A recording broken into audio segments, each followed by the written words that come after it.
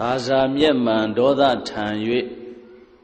ဘေးရန်အပြင်းတန်ချေခြင်းနှင့်ကြိုးကွင်းဗန္ဒတွေ့လာကမူမောရသုတ်ပင်ပရိတ်ဝင်ကိုကြည်လင်ယိုကျိုးရှိခိုးပြုလျက်နေထွက်နေဝင်ရွတ်တုံစင်လောလို့ဆိုတဲ့အတိုင်းအချုပ်အနှောင်ဘေးမှကင်းဝေးစေရန်မောရသုတ်တံကိုရွတ်ဖတ်ပူဇော်ပါမယ်။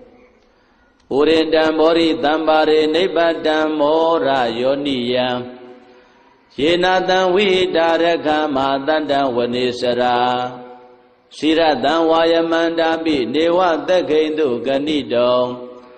ဗျမမန္တံတိအခါတံပရိတံဓမ္မနာမဟေဥဒေတယသကုမဧကရာဇာဟရိတဝောနောပတဝိပပါသောတန္တနမတံမိဟရိတဝောနံပတဝိပပါတံတယေဇာဂௌတဝိဟရေမုဒိဝတံ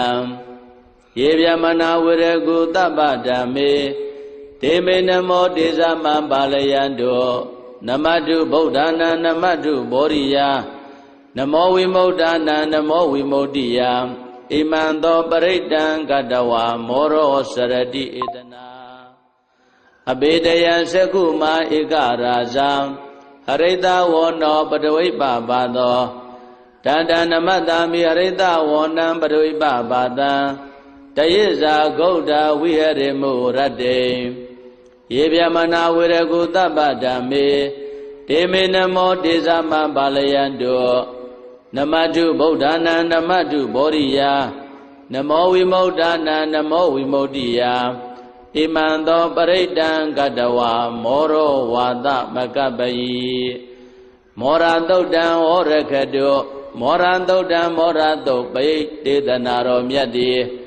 ဟောတုံမကံပယိတယစိတ်ဓာကြည်ပြုနာယူကြညာတဲ့မျိုးကောင်းသားမျိုးကောင်းသမီးတို့အား